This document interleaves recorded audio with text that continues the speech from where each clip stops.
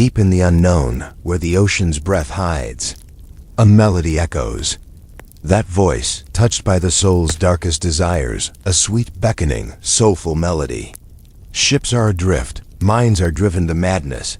And do we truly know the owner of that voice? These are stories of beauty and death dancing in the same body. Sirens. Before man ever learned to sail, before the oar kissed the sea, the world already knew their voices. The Sirens. Born from the union of a muse and the sea's endless grief, their songs were not of joy, but of longing. When the Titans fell and the gods claimed the earth, something remained in the foam, a sorrow too beautiful to die. And from that sorrow they rose, half woman, half bird at first, creatures of the air and wave. But their beauty changed with time, their feathers turned to flesh, their wings became hair of gold, and their eyes the color of storms.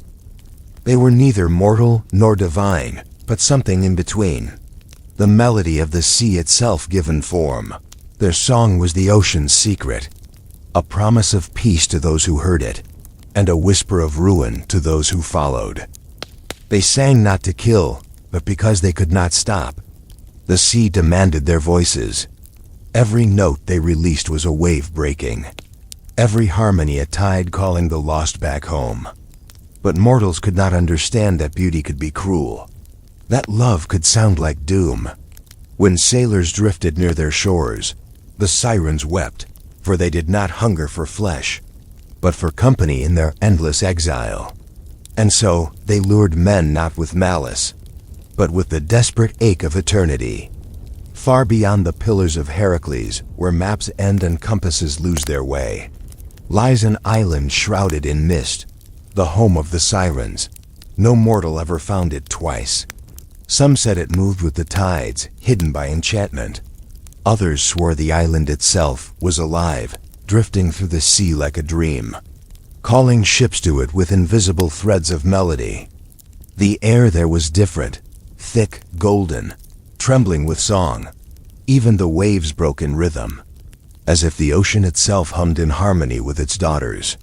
On its shores lay the wreckage of centuries, broken masts, scattered bones, rusted anchors, each a monument to beauty's price. And there, on that shifting isle, they waited.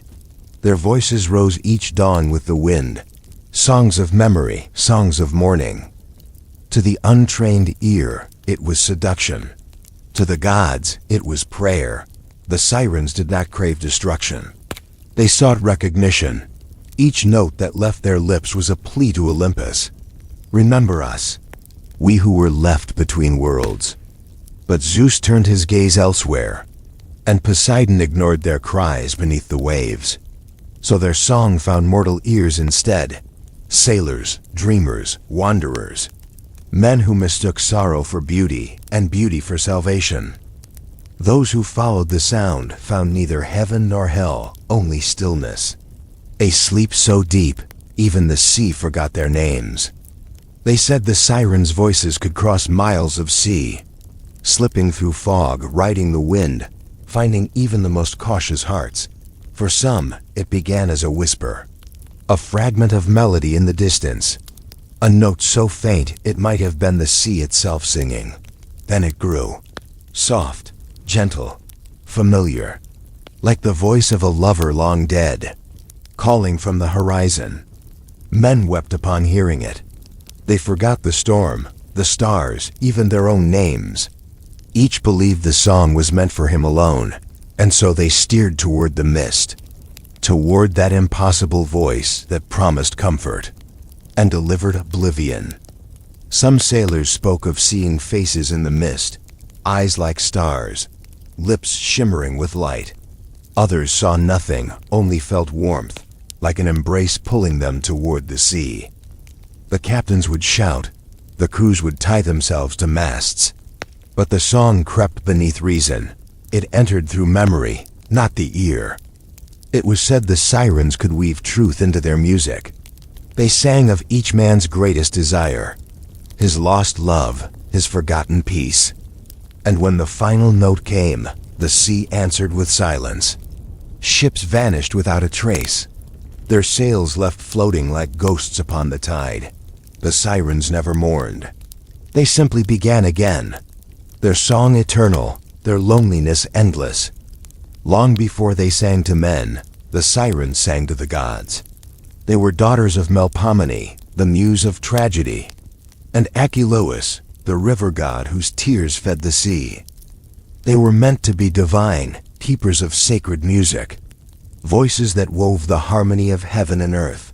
But when Persephone was stolen by Hades, they failed to protect her. Their songs could not pierce the underworld's gates. In their grief, they begged the gods for wings to search the world, and when they found nothing but silence, their voices broke, turning from sacred hymns to lamentations. The muses cursed them for their failure, and the sirens' divine purpose drowned beneath endless sorrow. From that moment, their songs changed. They no longer sang for the gods, but against them. Each note carried defiance, a hymn twisted by heartbreak. When mortals heard them, they heard beauty. When the gods heard them, they heard rebellion. Melpomene turned her face away, unable to bear the reflection of her own sorrow. And Zeus, ever fearful of chaos, declared, "Let their voices bring no peace to man." So the curse took shape. Every melody that left their lips would bring ruin to those who heard it. Not by intent, but by divine decree, the sirens became instruments of punishment and pity, singing forever, unable to stop, their tragedy echoing across the waves for eternity. When Odysseus sailed past their shores, the world held its breath. He had faced gods, monsters, and storms, but none could break a man's mind like a song. Warned by Circe, he filled his crew's ears with wax and had himself bound to the mast. "Let me hear them," he said, "for I wish to know the truth behind their voice." And when the sirens saw his ship upon the horizon, they smiled, not with hunger, but with recognition. Here was a man cursed by longing, a wanderer who understood the ache of never arriving home. So they sang, not to destroy, but to be remembered. Their melody wrapped around the ship like silk, each note a memory he had buried, his wife, his son, his kingdom, his past. The sea seemed to vanish, the air shimmered with gold, and for a heartbeat, he saw them, the sirens radiant and human, their eyes filled with sorrow deeper than the ocean. "Come closer," they whispered. "End your journey, rest." But he could not move, bound by both rope and fate. The sirens' voices trembled when they realized he could hear them, yet live. When his ship passed beyond their reach, their song faltered for the first time in eternity, and the sea went silent, as if mourning what could never be. When Odysseus' ship vanished beyond the horizon, the sea fell still. No laughter, no song. Only the sound of waves licking the stones like an afterthought. The sirens watched, waiting for him to return, but he never did. And in that silence, they felt the weight of their curse. "He heard us," whispered one. "He lived," answered another. They did not know whether to rejoice or despair. For the first time, their song had failed to claim a soul. For the first time, they had been defeated. And in the language of immortals, defeat is death. Legend says that after Odysseus escaped, the sirens cast themselves into the sea. Some say they turned into rocks, their voices trapped forever in the wind. Others claim they became the very tides themselves, forever rising and falling, singing in whispers that only the dead can hear. Yet others tell a gentler tale, that the gods, moved by pity, transformed them into constellations, their voices now drifting among the stars, calling not to sailors, but to dreamers. Whichever truth one believes, their music never truly died.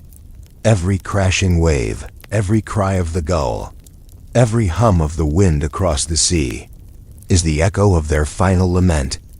But legends do not die, they sink. And beneath the waves where sunlight fades into silence, the sirens found a kingdom of echoes. Coral spires rose like cathedrals, and ancient currents carried whispers of their songs. There, they ruled not through fear, but through memory. The fish and spirits of drowned men listened, suspended between life and oblivion. In that twilight realm, the sirens sang again, not of desire, not of death, but of what it means to be forgotten. Their voices became the heartbeat of the ocean, a rhythm older than time, a hymn for those lost to the sea. But the world above forgot them. New gods rose, new myths bloomed, and the sea's old songs became superstition. Still, sometimes, when the tides are restless and the moon is thin, a faint melody slips through the depths. It travels through shipwrecks and bones, through forgotten temples buried in coral. Sailors who hear it claim it sounds like memory itself, a lullaby from a world they never knew, but somehow remember. They say if you follow it long enough, you'll find not ruin, but peace. Because beneath all the myths, beneath all the fear, the sirens were never monsters. They were what the sea has always been: beautiful, merciless, and eternal. As centuries passed, the sea grew quieter, but the sirens' legacy found new shores. When poets dreamed of voices that could move the soul, they were dreaming of sirens. When men spoke of beauty that destroys, they were naming them without knowing. From Greece to Rome, from the ancient Mediterranean to the far edges of the world, their story drifted, reshaped, rewritten, but never erased. The church called them demons. The bards called them temptresses. The sailors still called them truth. Because every man who's seen the horizon burn at dusk, every heart that's felt both wonder and fear before the sea, has heard their echo. Even if only for a moment, painters began to give them human forms. Their wings forgotten, their divinity softened. They became symbols of seduction, of the dangers of love, of the unknown depths within us all. But the truth remained buried in salt and silence. They were never villains. They were the daughters of loss, singing to be remembered in a world that feared grief. Every opera that ends in tragedy, every song that mourns what cannot return, carries a piece of their melody. And somewhere between dream and drowning, they still sing, their voices echoing through art, through music, through the eternal ache of longing that no man can name. The greatest secret of the sirens was never their beauty, nor their song. It was what they reflected. For each man who heard them did not hear their voices. He heard his own desires sung back to him. They were mirrors of the soul, voices shaped by longing, faces drawn from memory. To a warrior, they appeared as peace. To a poet, as inspiration. To a lover, as forgiveness. And that is why none could resist, for they were not lured by strangers, but by themselves. The sirens only gave form to what the heart already craved. In the end, their power was never about death. It was about truth. The sirens forced mankind to face what he runs from: his need for meaning, his fear of silence, his endless hunger for beauty. Perhaps that is why their story endures. Because the sea they guard is not the ocean. It is the human soul. Every person has their own siren, a voice that tempts them toward ruin or revelation. It may sing from memory, from ambition, from grief, and each of us must decide whether to follow it, or, like Odysseus, tie ourselves to the mast and survive the melody that could undo us. There are nights when the ocean seems alive, when the wind hums in harmony and the waves move with rhythm, as if obeying a song no ear can hear. That is when the sea remembers. It calls their names in the language of foam, and the sirens answer, faint and far away. Fishermen whisper that they've seen lights beneath the water, glowing forms drifting just beyond reach. They say if you listen closely, you can hear them sing, not of death, but of return. A promise that nothing beautiful ever truly disappears. It only changes shape, like the tide returning to shore. To this day, no sailor will swear he's heard them. Yet all believe.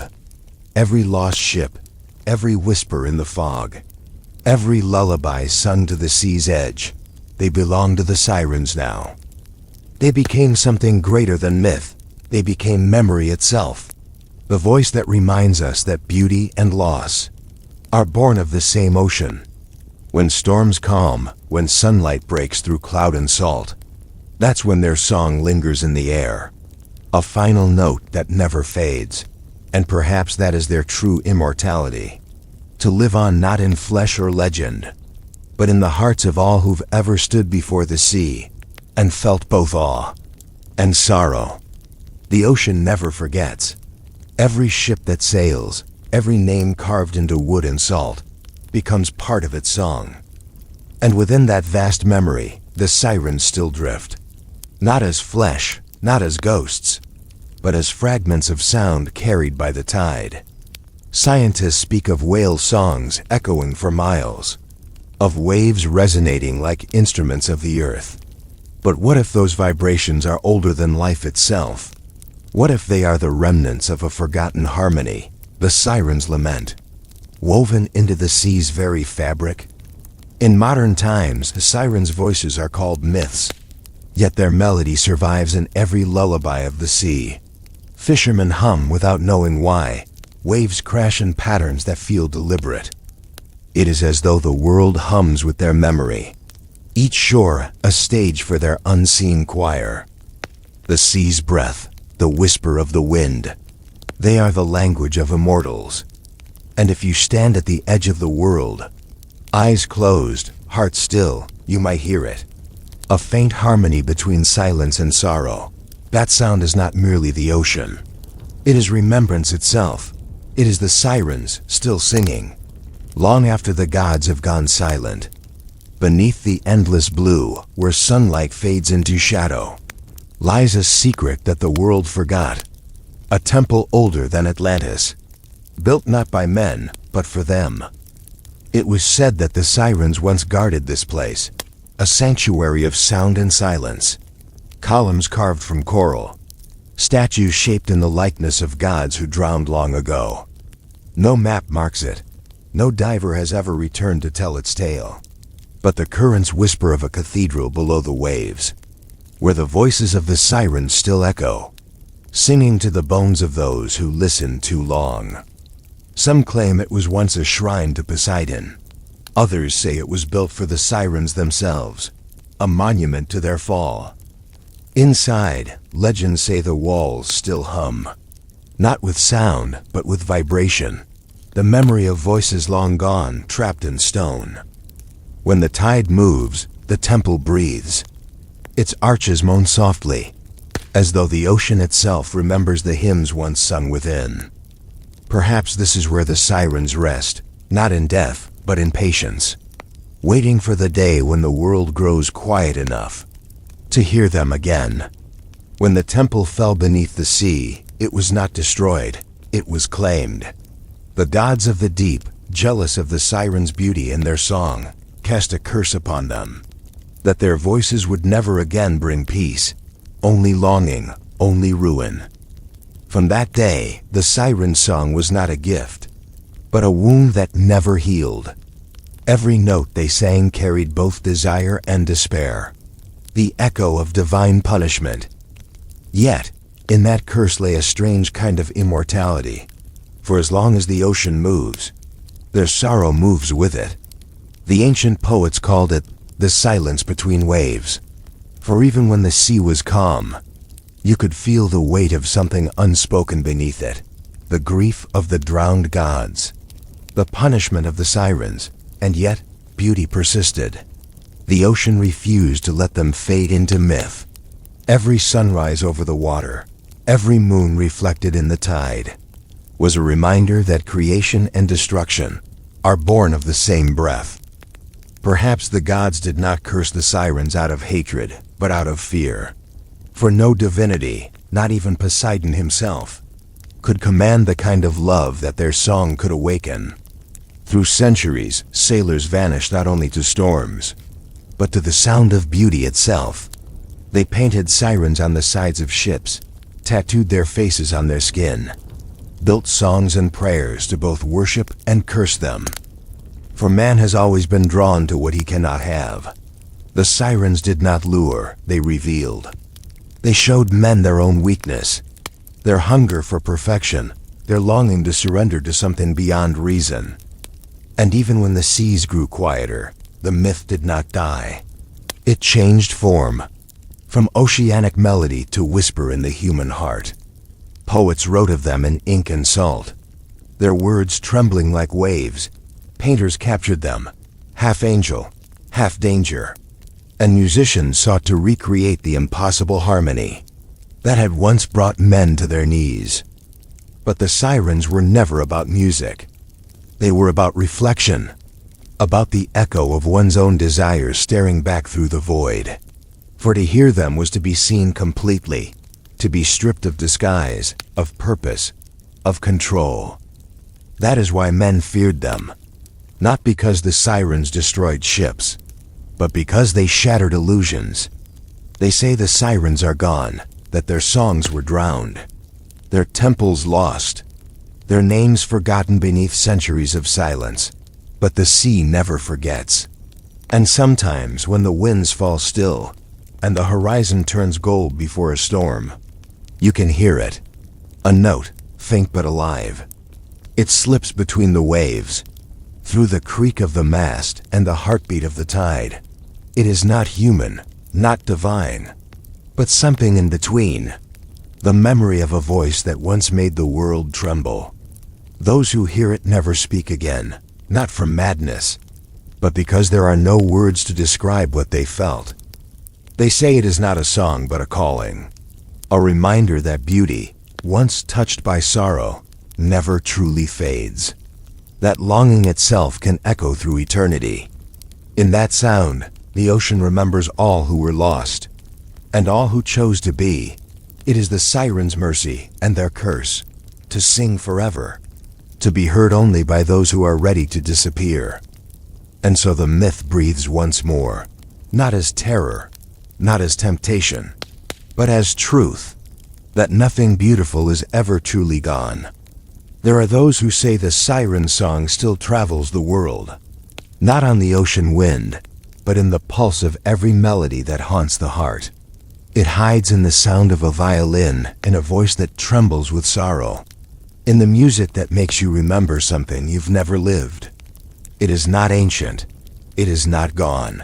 It is the breath of beauty, forever chained to tragedy.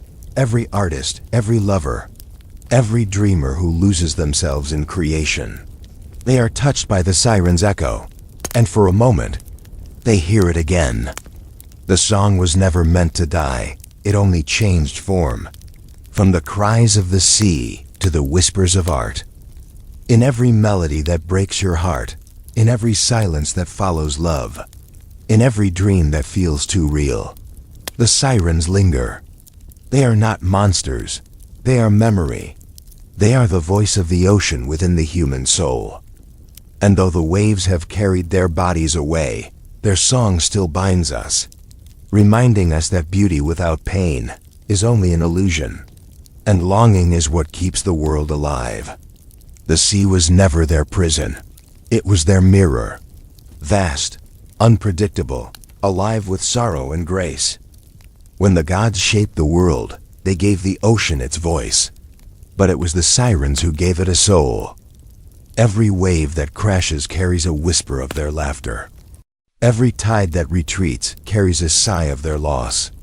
And deep beneath the foam, where sunlight dies and silence reigns, their song still circles endlessly, not seeking victims, but remembering love.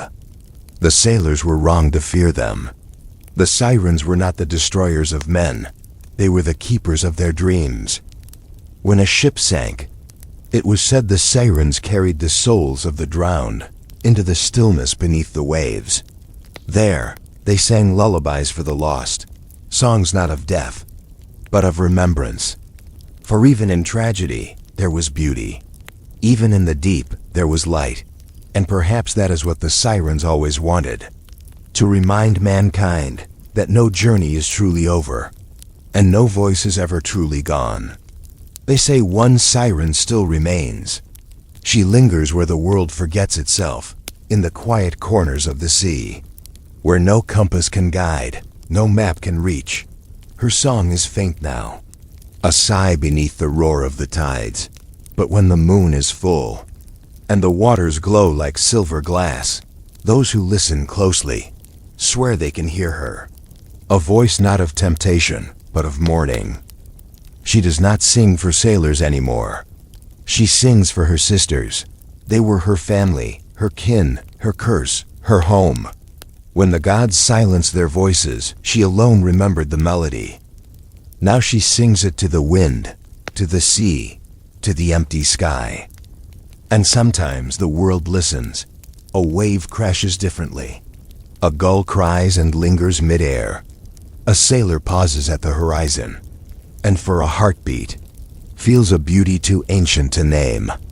That is her gift, the last siren's mercy, not to destroy, but to remind, because every sound that moves your soul, every longing that refuses to fade, is her echo. And as long as hearts still ache, the sirens will never truly die.